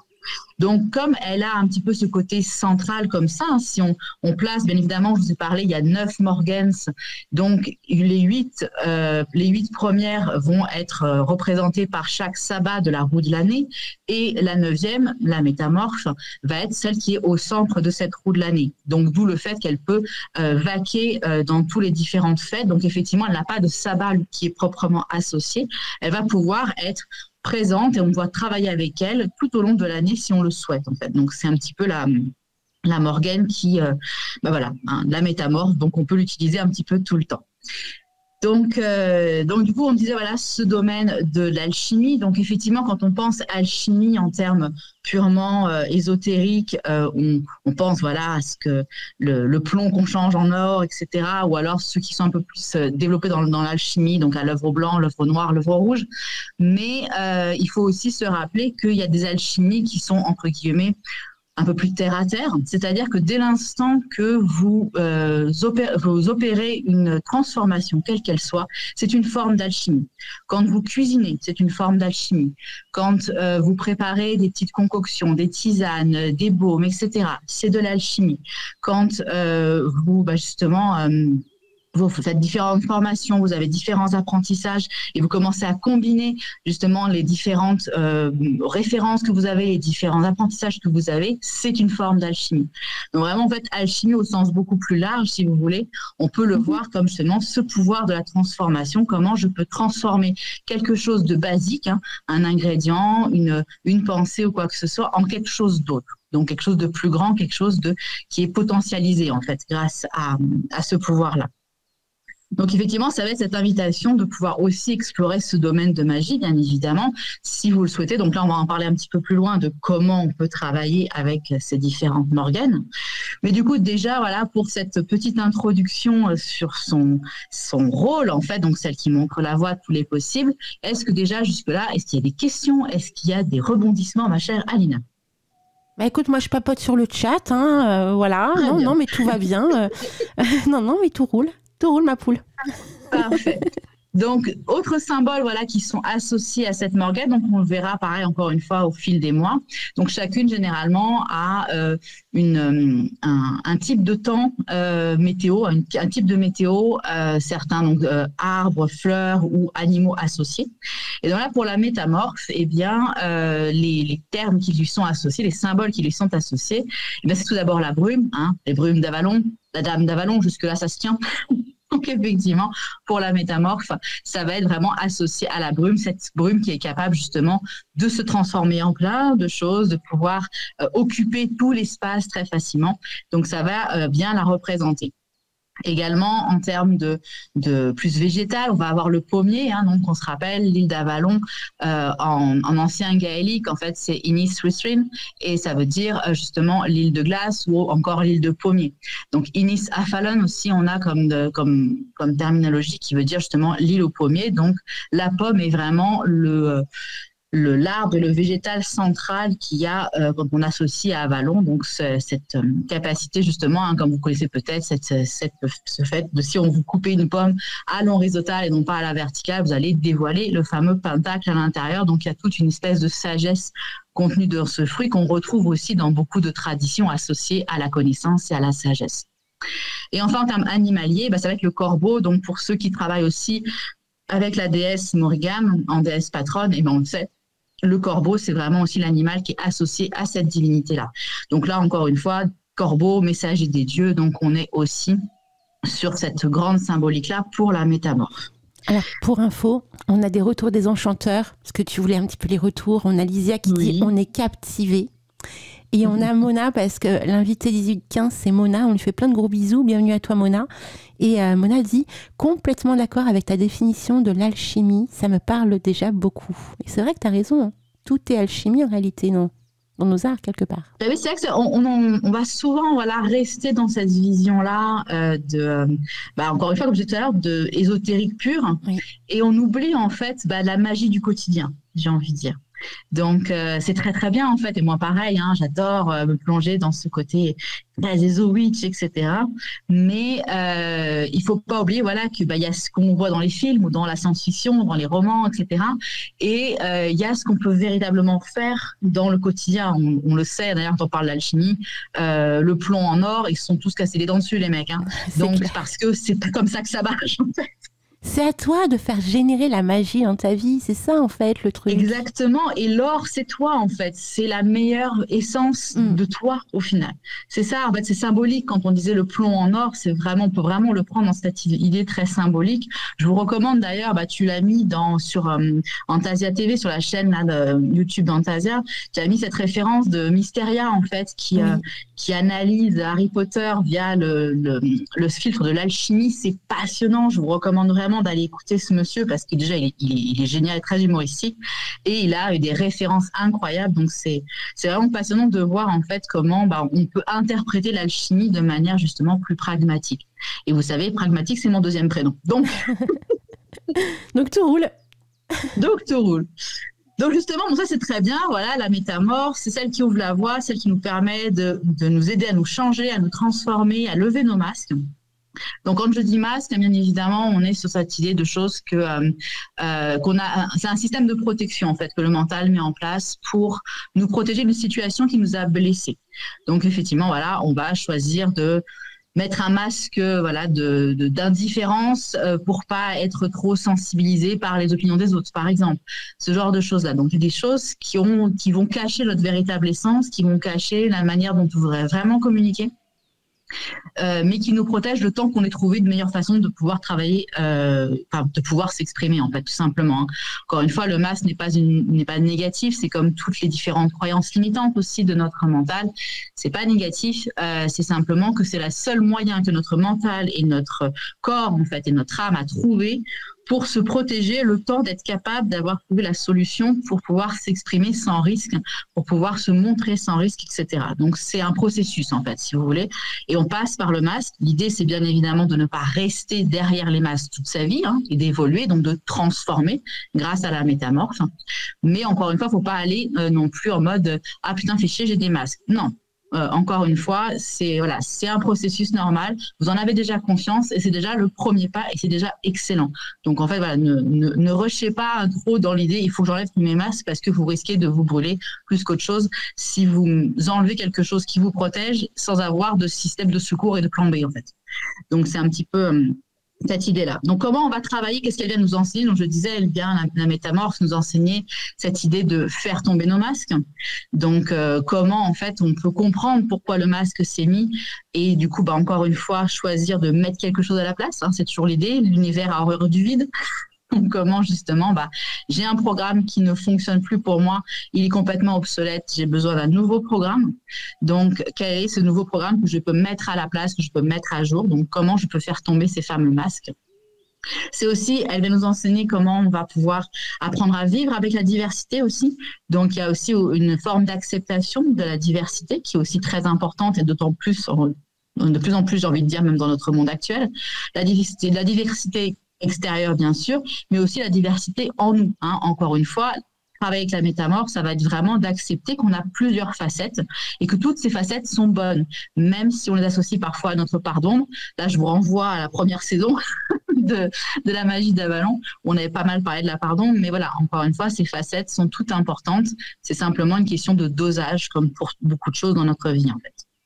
Alors, en plus, en ce moment, c'est compliqué parce qu'avec la pleine lune, là, en feu, là, qui déborde les émotions de tout le monde est un petit peu rock'n'roll, hein, au niveau des émotions. Donc, le côté un petit peu plus sombre se met en place, je trouve. Enfin, je sais pas ce que tu en penses, mais je ressens vraiment autour de moi des personnes qui ont pas le temps d'attendre, qui sont pas forcément contents et qui le montrent.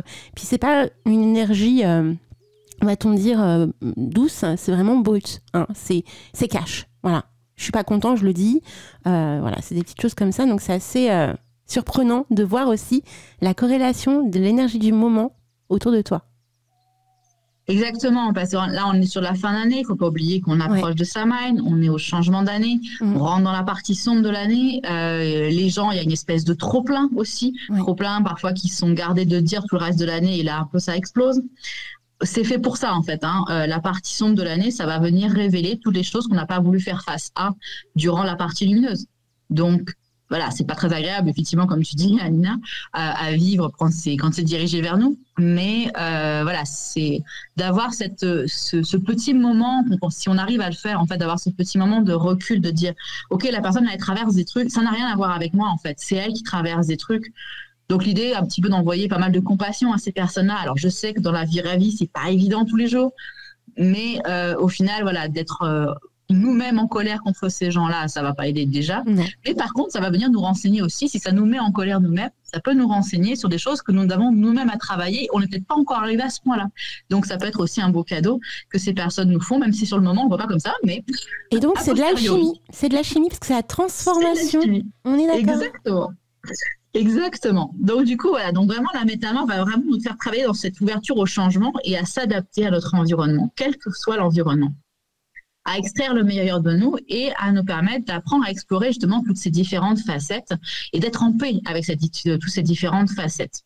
Donc, quand on va travailler avec cette Morgane, donc avec la métamorphe, alors je vous ai mis plein de petites suggestions en fait, voilà, de travail avec elle, donc dépendamment de vos types de pratiques. Mais l'idée, voilà, les questions centrales du moins qui vont être soulevées avec cette Morgane, c'est, comme je dis tout à l'heure, quel masque je porte. Et quel masque au pluriel, hein, parce que, soyons honnêtes, on en a plusieurs parfois. Donc, quel masque je porte? Est-ce que tous ces masques, je suis encore OK avec, ou il y en a qui me gênent? Donc, du coup, voilà, est-ce que je peux approfondir le masque, justement, qui me dérange? Comment je suis adaptée ou pas à mon environnement? Comment je me sens dans mon environnement actuellement? Est-ce que je me sens à ma place? Est-ce que je me sens en harmonie avec mon environnement? Ou au contraire, il y a des petites situations qui grincent, il y a des choses qui ne sont pas OK pour moi. Donc, voilà, donc réfléchir un petit peu sur cette adaptation à son environnement. Et enfin aussi également, se poser cette question de qu'est-ce que je souhaite changer, transformer ou alchimiser. Encore une fois, on est proche de Samhain, donc c'est aussi l'idée, hein, voilà, tout ce que j'ai fait dans l'année qui s'est écoulée, tout ce que j'ai mis en place, etc. Qu'est-ce que je garde, qu'est-ce que je laisse, qu'est-ce que je transforme, qu'est-ce que j'améliore, etc., etc. Donc là, on est sur le pouvoir d'alchimisation. Voilà les leçons que j'ai apprises. Voilà ce sur quoi ça a impacté ma vie. Voilà comment ça s'est mis en place dans le concret, dans mon quotidien. OK, maintenant, qu'est-ce que je fais de tout ça? Comment j'alchimise tout ça? Donc, c'est ces différentes petites questions qu'on va pouvoir utiliser avec cette Morgane-là. Et donc, du coup, dépendamment, comme je disais, de votre pratique, soit vous pourrez choisir, hein, comme j'avais dit, on fait cette chronique-là au début du mois. Donc, l'idée, c'est effectivement, voilà, dans tout le mois, de pouvoir garder en mémoire l'idée que c'est cette Morgane-là, voilà, qui travaille pour ce mois-ci pour vous. Donc, ça peut être des invocations que vous pouvez faire, hein, des prières pour demander des réponses à ces différents questionnements, voilà, que je vous ai évoqués. Ça peut être simplement de décorer votre hôtel ou un petit endroit dans votre maison, dans justement ces énergies-là de cette Morgane, donc avec des pommes, avec des images d'une divinité métamorphe, avec des plumes de corbeau, etc. Ça peut être d'écrire dans votre grimoire simplement vos réflexions, donc dans les différentes questions que j'ai posées par rapport au masque, par rapport à votre adaptation à l'environnement, par rapport à ce que vous avez besoin de changer ou d'alchimiser. si vous posez cette question-là de vous à vous-même, quelles sont les réflexions qui viennent, quelles sont les pensées qui viennent par rapport à ça. Et donc, vous pouvez justement les noter dans votre grimoire comme un petit travail justement d'approfondissement personnel avec vous.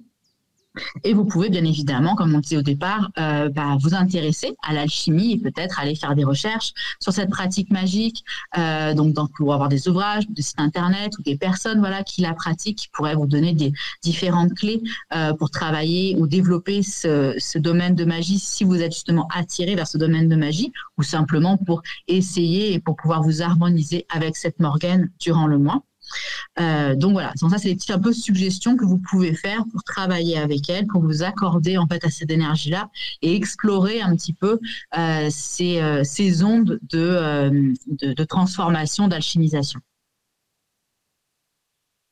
Donc voilà un petit peu pour ces différents questionnements. Et donc comme je disais tout à l'heure, on n'oublie pas l'alchimie aussi au quotidien, donc au-delà de la pratique d'alchimie, de se dire tiens, tous les jours, pas tous les jours forcément, mais voilà, de garder en tête, garder en mémoire tout ce mois, tiens, quand je vais faire la cuisine, quand je vais préparer mon thé ou ma tisane, quand je vais préparer, si vous êtes un petit peu comme moi, en mode magie verte, à faire des baumes, des crèmes, etc., des concoctions diverses, de mettre ces intentions-là aussi dans vos préparations, cette intention d'alchimie, peut-être choisir justement les huiles essentielles, les plantes, etc., en reliance avec les vibrations du moment pour vous, ce que vous avez besoin de travailler, les soutiens que vous avez besoin de rechercher, etc. Donc, on peut vraiment, en fait, mettre l'alchimie dans notre quotidien de manière très simple, sans pour autant, plonger dans les savoirs très hermétiques, en fait, parfois de l'alchimie, qui peuvent être très complexes dans l'apprentissage.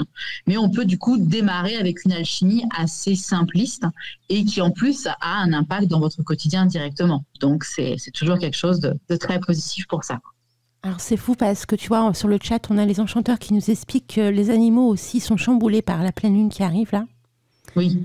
Et même le chat de Lysia est intenable. Donc il y a un truc là, au niveau énergétique là, qui se passe, les amis. Hein.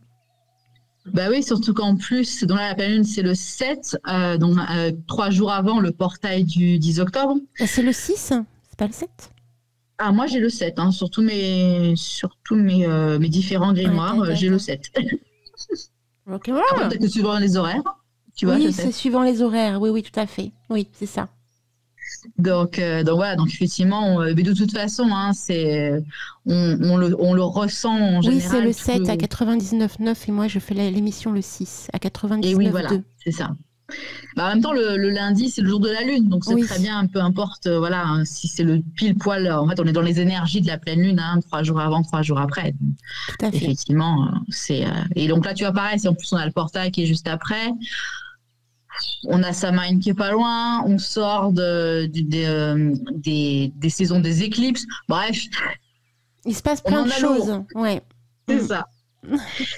Alors, du coup, je vous ai proposé également, donc chaque mois, je vous ferai cette proposition aussi pour vous aider à travailler avec cette Morgane et un petit peu expérimenter avec elle. Donc, pour la métamorphe, ce mois-ci, en fait, je vais vous renvoyer vers mon blog sur mon site internet où vous trouverez justement un article que j'avais fait l'an dernier pour un rituel de Samhain, justement. Même si c'est pas la Morgane spécifique associée à Samhain, on la verra le mois prochain, mais du coup, vous avez un rituel que j'ai appelé Balai Masque et qui va vous permettre justement, alors déjà, de pouvoir imprimer un petit masque en papier et de pouvoir faire le travail. Donc du coup, je vais vous mettre le lien dans le chat directement de cet article de blog. Et dans l'article, vous trouverez le lien de toute façon. Mais sinon, si vous voulez seulement aller sur ma chaîne YouTube, vous allez aussi trouver la méditation que j'avais créée, pareil, spécifiquement pour la métamorphe. Donc, te libérer de tes masques. On l'avait diffusé, il me semble, l'année dernière ou il y a 2 ans. L'année dernière. Oui, il me semble que c'est l'année dernière. Ouais. Donc effectivement, ça peut aussi compléter ou être autosuffisante aussi, dépendamment de vos types de pratiques.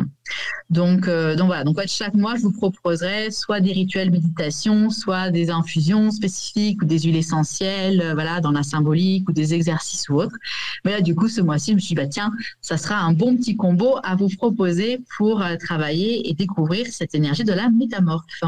Ah, ça promet du bouillon, les amis. Hein. Il y a du boulot pour le mois d'octobre. On est prêt, bas les masques. Oui, il faut. En plus, tu sais qu'au niveau de la sorcellerie française, si vous regardez un petit peu les vidéos sur notre chaîne YouTube Antasia TV, Antinous parlait justement de l'origine de la sorcellerie française et il y avait effectivement cette reliance avec les masques. Les sorcières portaient des masques. Alors, pas des masques comme les masques qu'on voit sur ta photo. En fait, elles se maquillaient les yeux, le visage d'une certaine manière pour ne pas être reconnues de base. Mais bon, je ne vais pas vous spoiler. Je vous invite quand même à écouter le replay. C'était passionnant. Bah après, c'est vrai que c'est une pratique qui est toujours gardée, même maintenant dans certains rituels, de peindre en fait, voilà, au niveau des yeux. Donc oui, comme tu dis, il y a ce côté d'être non reconnu. Moi, j'y vois aussi ce côté d'incarner en fait une énergie différente. Hein. Quand on est officiant dans un rituel ou quoi que ce soit, on a besoin de canaliser des énergies différentes de celles qu'on a dans notre quotidien. Et ça permet en fait de rentrer dans un personnage, un peu comme quand on s'habille spécifiquement pour un rituel ou quoi que ce soit, on rentre un petit peu dans le manteau vraiment de la personne qu'on veut incarner.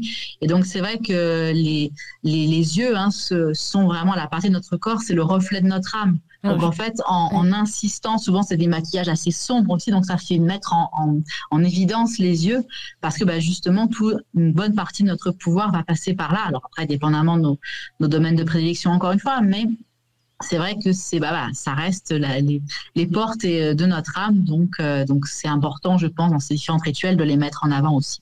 Alors, c'est vrai que ce que tu dis fait partie des éléments que Antinous met en lumière aussi, donc je voulais pas tout spoiler, mais c'est ça.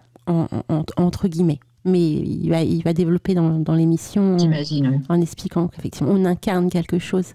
C'est pas pour rien qu'il y a cette spécificité qui s'opérait à l'époque. Ah, il y a Mona qui nous dit c'est incroyable, c'est pile poil les questionnements et les énergies dans lesquelles je trouve en ce moment. Bah ouais. Et en plus, ça tombe très bien que tu nous parles de la métamorphe, parce qu'on rentre totalement dans le cadre de tout ce qui se passe en octobre. Au niveau énergétique, mais aussi symbolique. Donc, c'est l'ombre, en fait, commence petit à petit à prendre de la place. Et il faut accueillir et cette petite mort qui arrive, qu'elle soit symbolique ou même physique, puisque les plantes, etc., commencent petit à petit à s'éteindre pour pouvoir après coup rejaillir lors des prochaines saisons. Donc, tout est symbole, en fait. Exactement.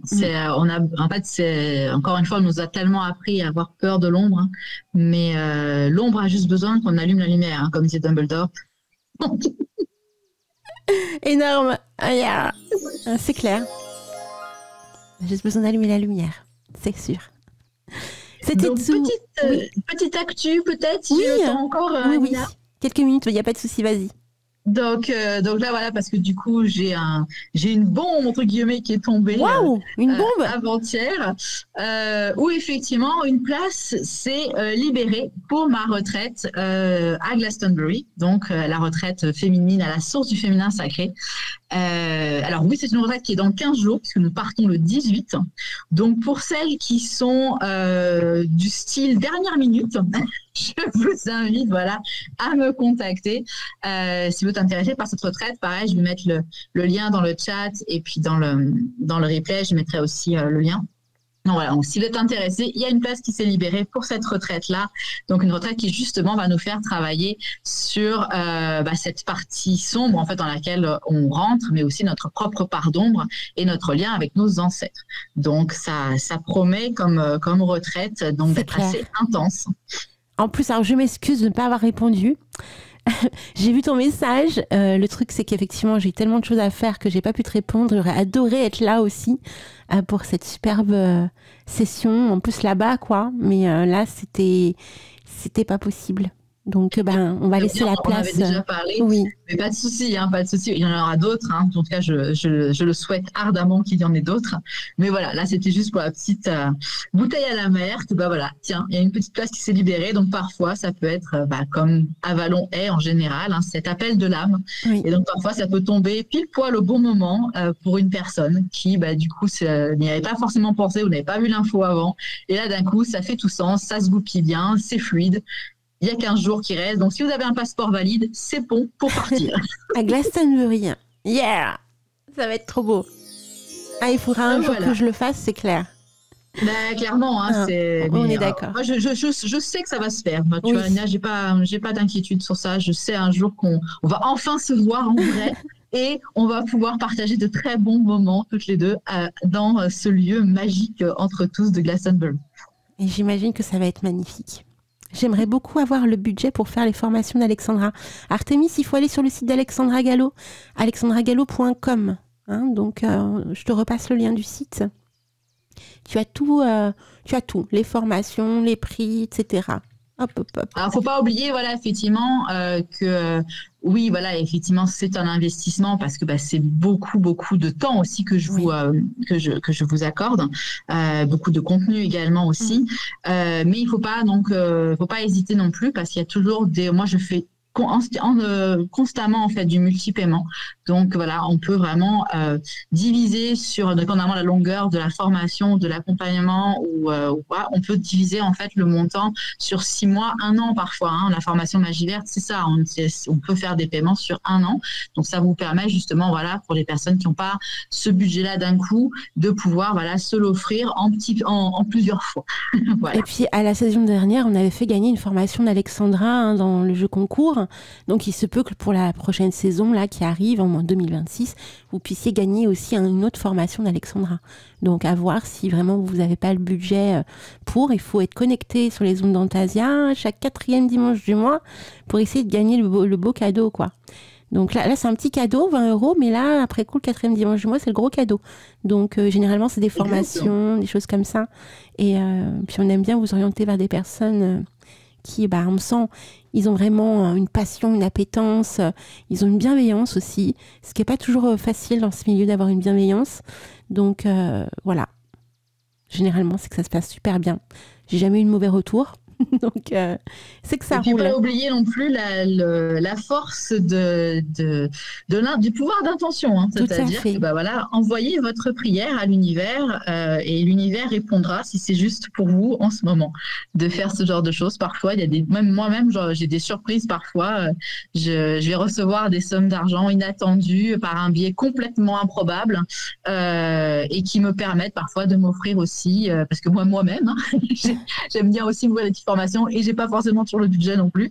Donc du coup, ça permet justement de pouvoir avoir ces petites surprises de l'univers. Et encore une fois, moi personnellement, vous avez un appel découverte avec moi, donc n'hésitez vraiment pas à m'appeler. C'est gratuit, c'est sans engagement. Moi, j'aime beaucoup discuter avec vous et on trouve toujours une solution s'il y a besoin. Voilà. Et c'est un merveilleux message de fin pour cette jolie chronique. On te fait de gros bisous, ma très chère Alexandra.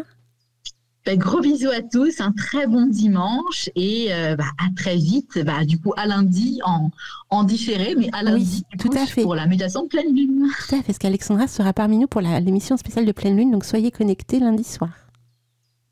Mes très chers enchanteurs, on va faire une petite pause musicale et ensuite je vais revenir pour vous annoncer le gagnant du petit jeu concours, donc petit tirage au sort de tous les enchanteurs qui ont ouvert le mail de vendredi soir. Donc le petit nom va avoir lieu d'ici quelques minutes et ensuite ce sera la fin de l'émission. À tout de suite les enchanteurs. Plein de gros bisous à toi Alexandra.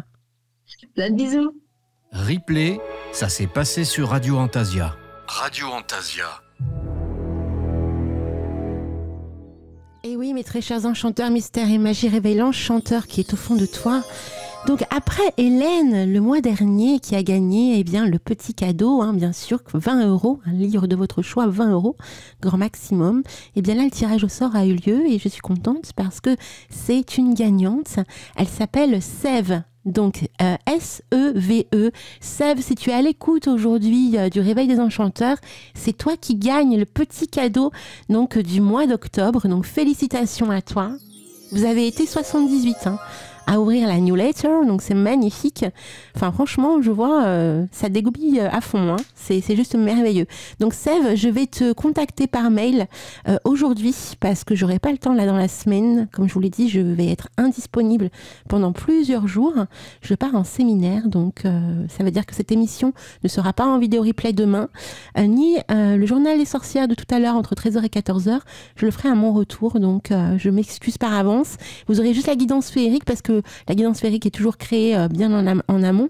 Donc la vidéo est déjà prête et encodée. Mais par contre, cette émission-là et celle de tout à l'heure ne sera donc pas en ligne demain sur notre chaîne YouTube. Donc désolée, mais comme vous le savez, je suis toute seule à tout faire. Donc parfois, c'est un petit peu compliqué de répondre aux messages de tout le monde, d'être à l'affût de tout le monde. Donc, et puis aussi de gérer la radio toute seule. Donc c'est pas toujours facile. Donc je vous remercie pour votre bienveillance, votre gentillesse, d'être patient aussi quand vous m'écrivez. C'est très très adorable de votre part. Donc Sève, félicitations encore à toi. Et je te contacte là juste après le live pour qu'on puisse échanger sur ton choix de livre préféré que tu souhaites effectivement recevoir. Mes très chers enchanteurs, donc ce soir, ne ratez pas la croisière folk avec Eric Cooper, surtout qu'il a un thème assez très sympathique pour ce soir. Pour celles et ceux qui ont découvert la newsletter de vendredi soir, vous savez de quoi notre merveilleux Eric Cooper va nous parler. Ça va être de quoi, à votre avis? Un mystère, boule de chewing-gum? Non, je vais vous le dire.